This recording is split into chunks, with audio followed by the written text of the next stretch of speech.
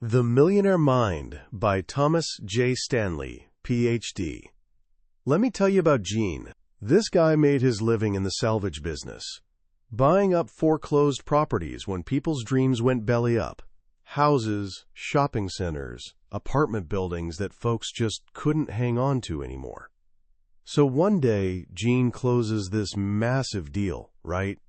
And this senior bank executive walks him over to this floor-to-ceiling window in his top-floor office. The view, absolutely stunning. They're looking out over miles and miles of cityscape, buildings, homes, businesses stretching to the horizon. The banker gazes out at all those buildings glittering in the distance and drops this bombshell on Gene.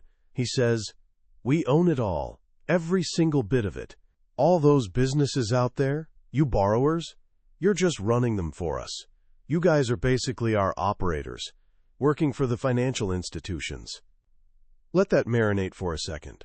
How many people do you know who look successful on the outside, cruising around in luxury cars, living in those enormous houses, but they're really just working themselves to death making payments to someone else? They've got the costume of wealth, but debt is pulling their strings. They're hamsters on a wheel, desperately trying to keep pace with the lifestyle they think they're supposed to be living. But here's the thing. There's this other group of people, much smaller, way quieter.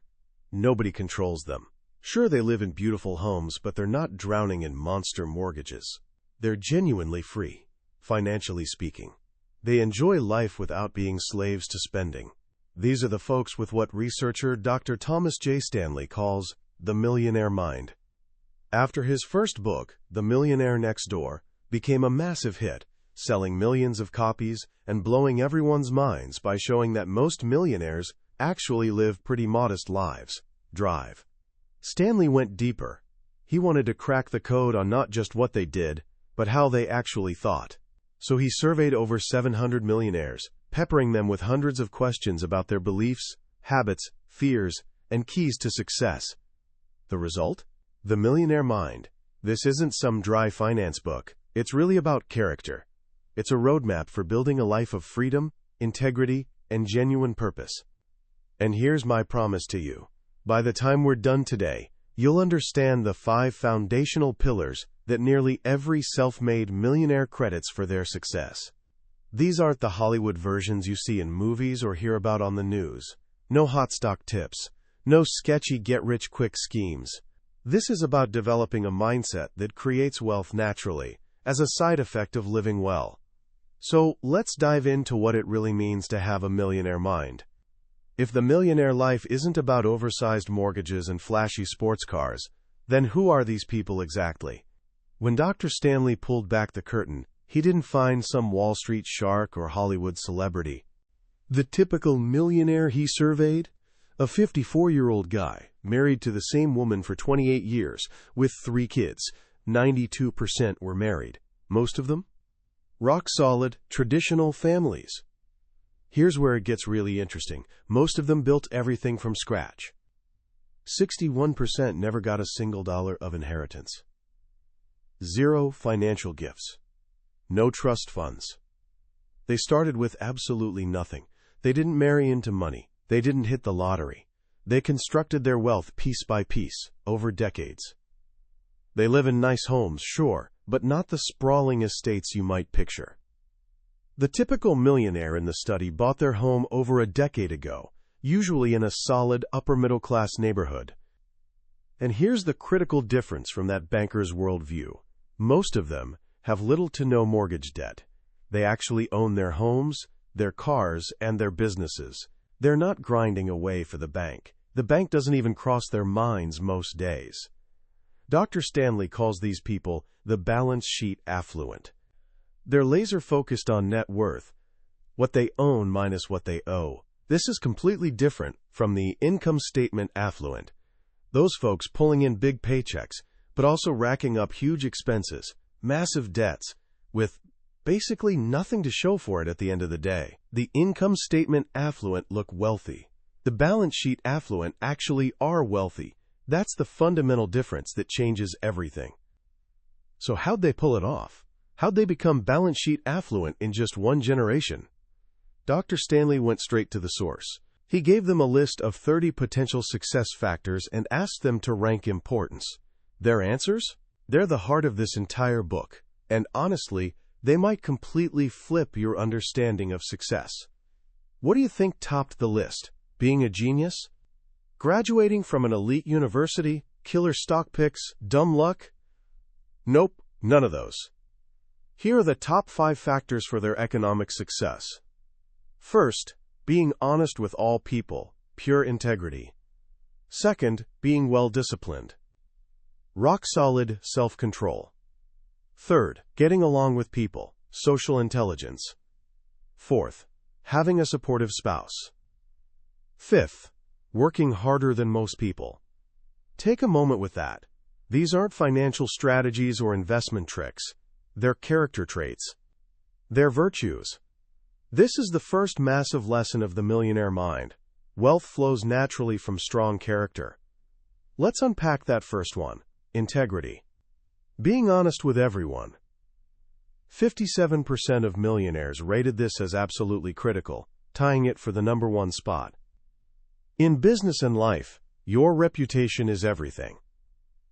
John Barry, one millionaire, shared what his father taught him: never tell one lie.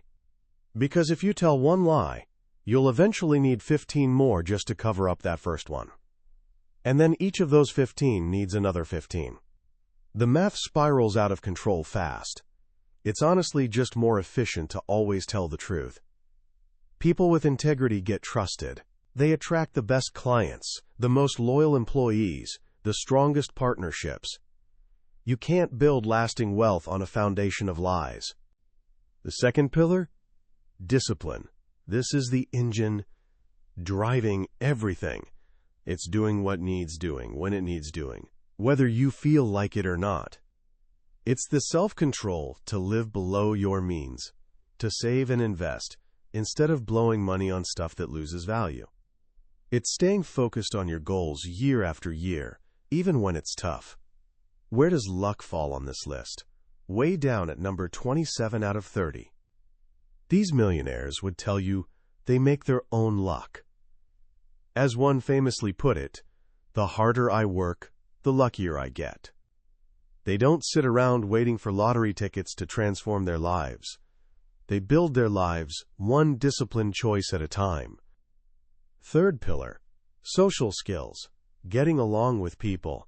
Nobody achieves real success alone. There's this wonderful story Dr. Stanley tells about legendary football coach Paul Bear Bryant. One of his former players, now a successful executive, remembered his first day as a freshman at Alabama. Coach Bryant gathered all the new scholarship players and asked them something unexpected. "Have you called your folks yet to thank them?" The players were stunned. They expected a speech about drills or expectations. But the coach's message cut deep.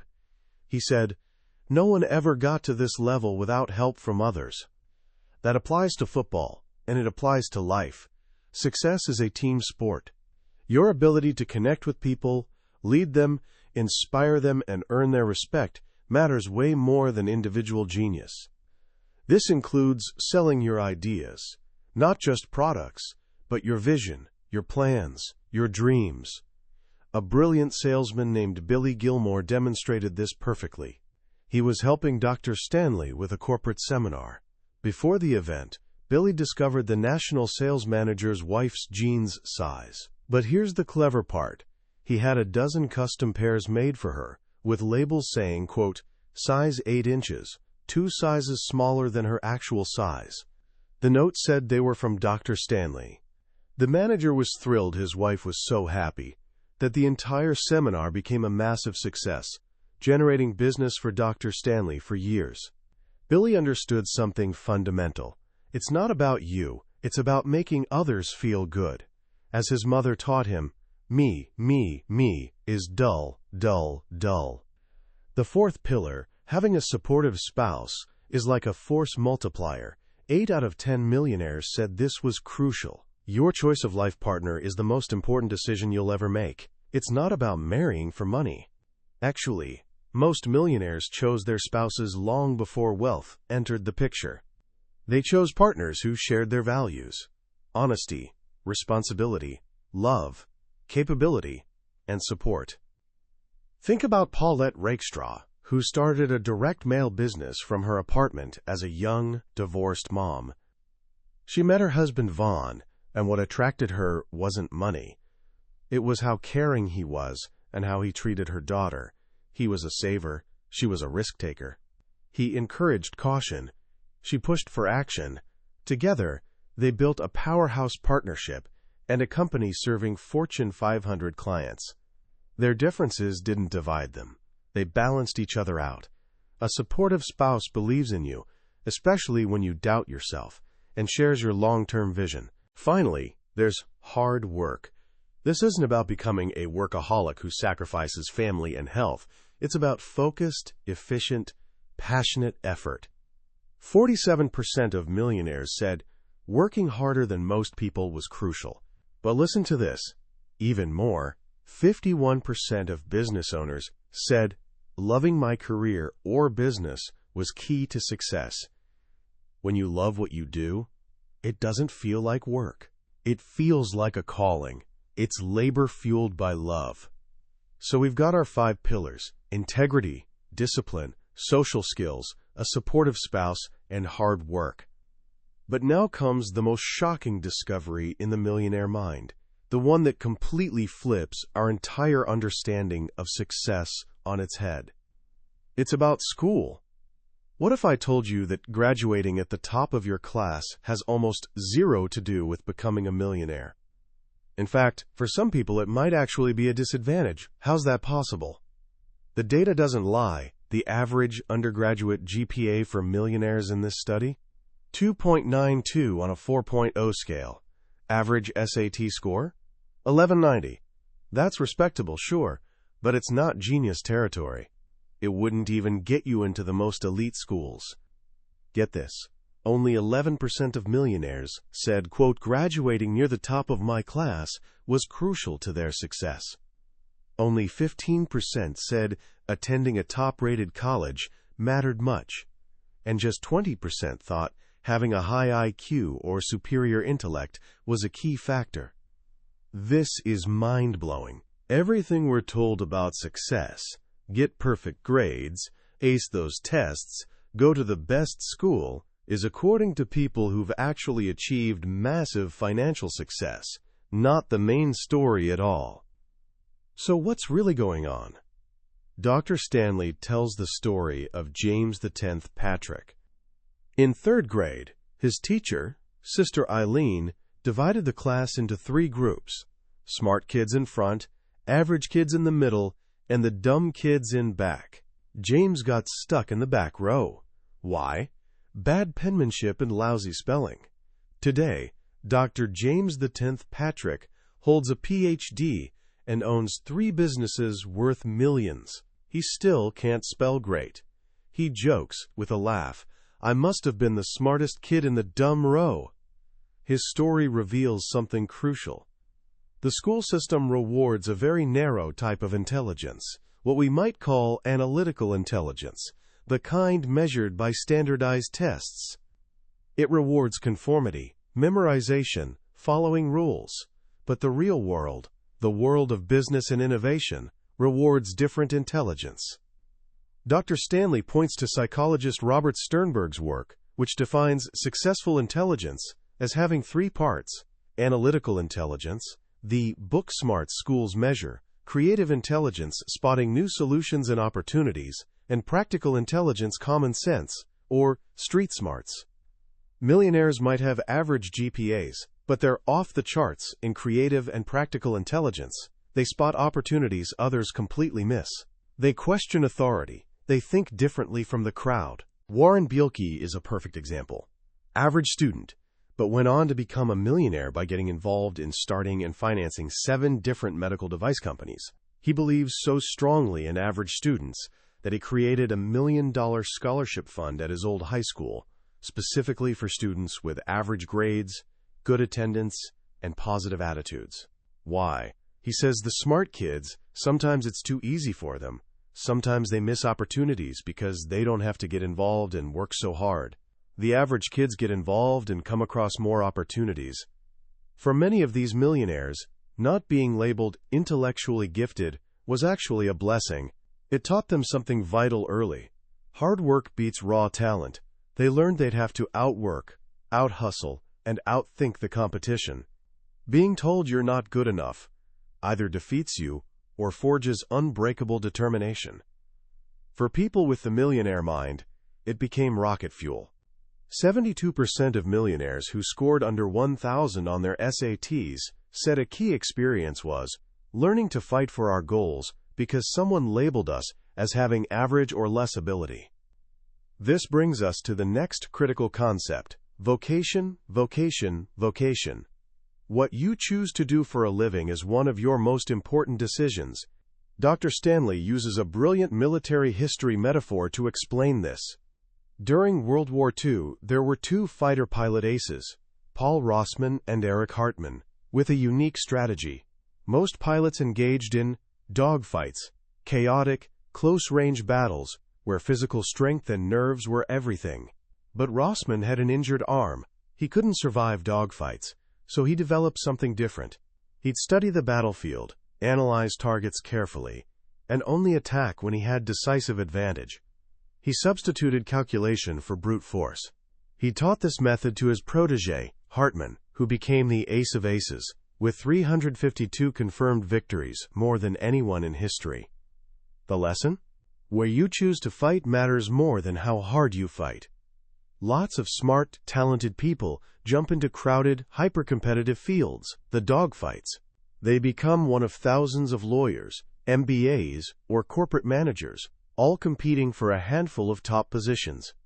But millionaires with creative intelligence do what Rossman did. They find a niche.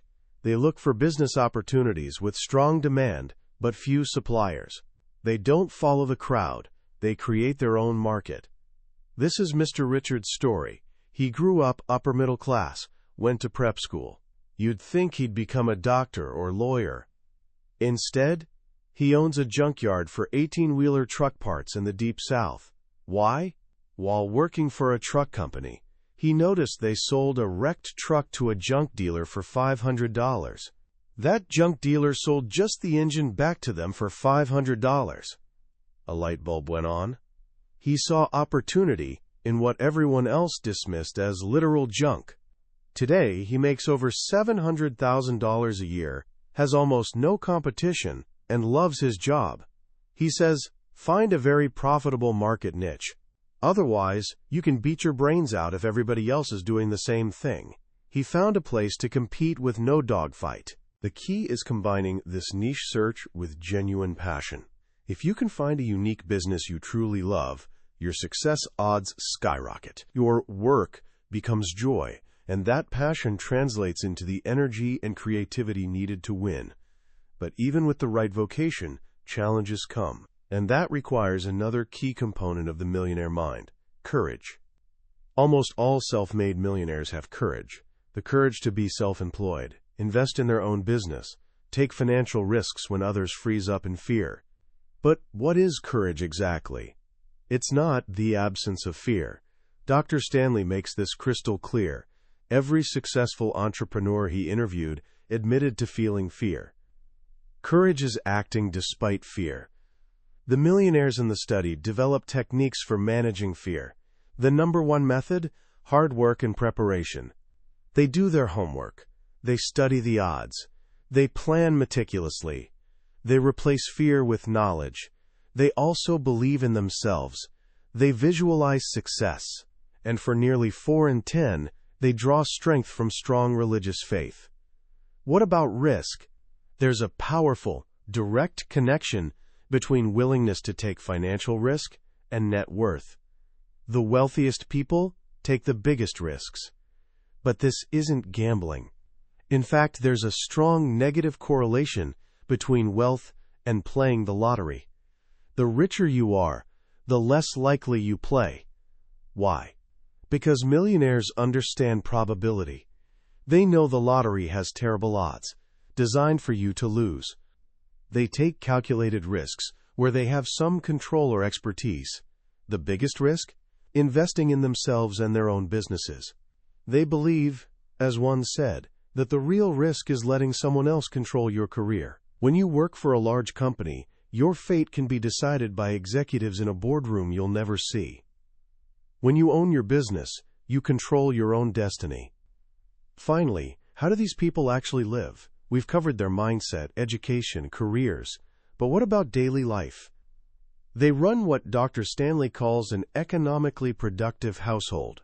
This is where the famous stories from the Millionaire Next Door come alive. 70% regularly have their shoes resoled and repaired. Nearly half reupholster or refinish furniture instead of buying new. They use shopping lists. They buy in bulk at warehouse stores. Again, this isn't about being cheap, it's about being smart. They understand the difference between consumption and investment. A new sofa might look nice, but it loses value the moment it leaves the store. A high-quality antique can be used for decades and might even appreciate. They're not first cost sensitive, they're life cycle cost sensitive. They think long-term. They apply this same logic to their biggest purchase, their home. The average millionaire lives in a home worth far less than what they could afford. They don't see their home primarily as a status symbol, but as an investment and a place to raise their family. That's why they overwhelmingly buy existing homes in well-established neighborhoods with excellent public schools. Why? Because these neighborhoods have proven track records of appreciating in value. It's a much safer, smarter investment than building a massive custom dream home in a brand new, unproven subdivision. Only 27% of millionaires ever had a custom home built. They know building is time-consuming, expensive, and risky. As one millionaire said, it's better to buy out of existing inventory. What about their lifestyle? What do they do for fun? If you followed a millionaire around for a month, you might be surprised. The most frequent activities reported: socializing with children and grandchildren, entertaining close friends, and planning investments. They are, as Dr. Stanley puts it, a cheap date. Their lives revolve around family, friends, and financial planning. They visit museums, stay active in their communities, raise funds for charity. You're more likely to find them at their kids' soccer game than on a yacht in Monaco. In fact, over 12 months, the #1 activity reported was consulting with a tax expert. That tells you everything about their focus. Their lifestyle isn't a substitute for wealth building. It complements it. Entertaining friends leads to business contacts. Raising charity funds builds a reputation for integrity and connects them with other successful people. It's all part of a cohesive, purposeful life.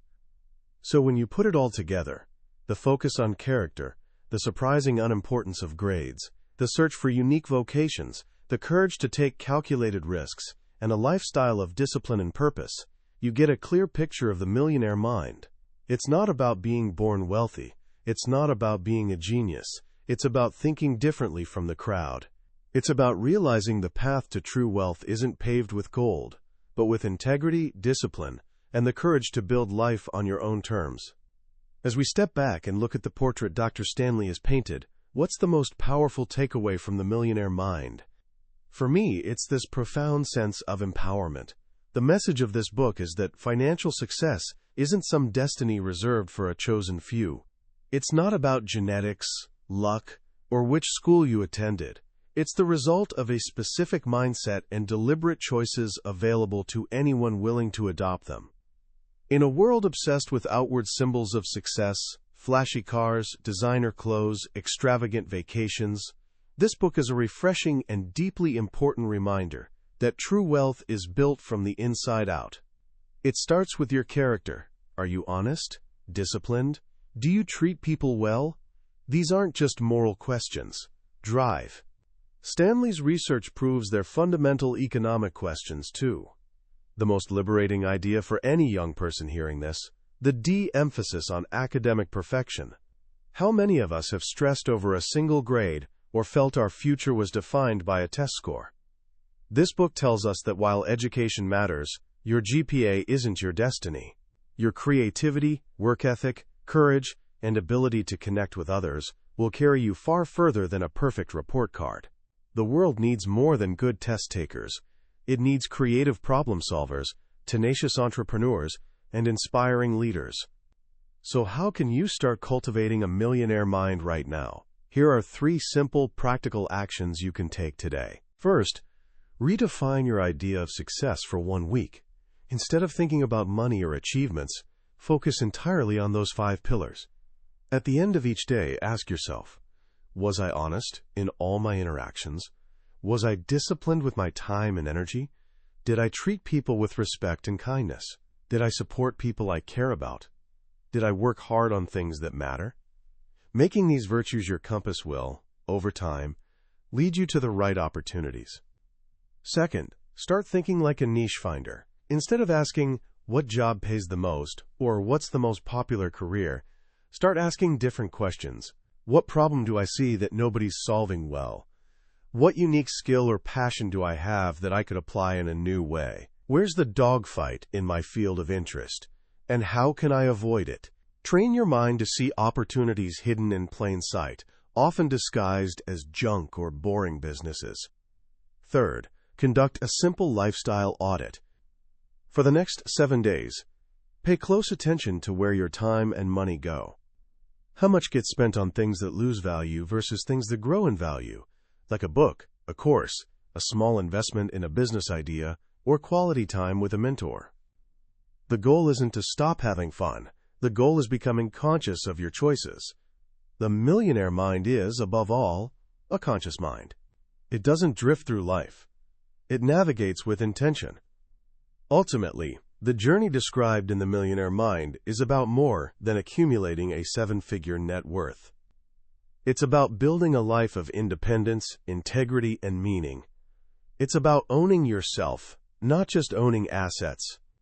It's about the quiet confidence that comes from knowing you built your success on a foundation of solid character, and that's a fortune nobody can ever take away. We've journeyed through the core ideas of the Millionaire Mind today, but honestly, a map is never the same as the territory. We hit the highlights, but a summary can only take you so far. The real magic happens when you read the book yourself. It's in those quiet moments when a particular story or simple phrase hits you unexpectedly. This summary is designed to help you decide if this book deserves your time. If anything we talked about today resonated with you, I encourage you to grab a copy. Reading it isn't just learning. It's an experience that can genuinely change how you see yourself, your potential, and the path to a truly rich life. The link to the book is in the description. Also, if you found this summary valuable and want to keep exploring ideas that shape the world's most successful people, please take a moment to subscribe to the channel. That way, you won't miss our next journey into another life-changing book from the Billionaire's bookshelf. Let's keep growing together.